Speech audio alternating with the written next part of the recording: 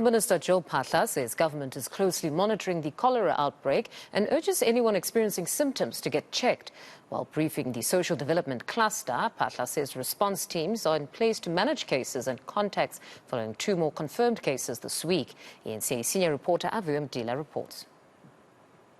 The Social Development Cluster was the first to hold a post-SONA briefing expanding on the measures mentioned by the President at the State of the Nation address.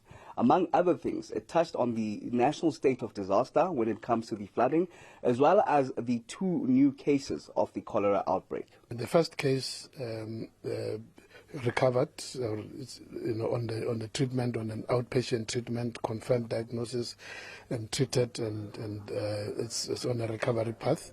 Unfortunately, the second one, the one from the Benoni area, who was admitted to the Tambo Memorial Hospital, unfortunately that patient succumbed because by the time he came to the hospital, they're both young men.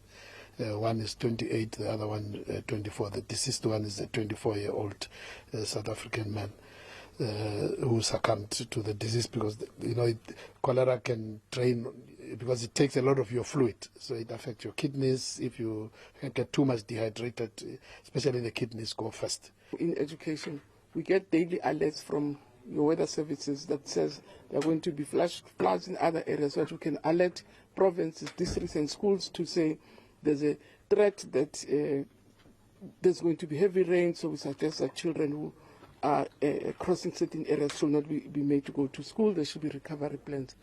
So health, for instance, can report at that at that emergency disaster level to say the bridge has been washed away, there's a committee, and from our records there are people who are supposed to be getting treatment, so there must be a way of really finding a way of either getting a mobile to go and relieve people there.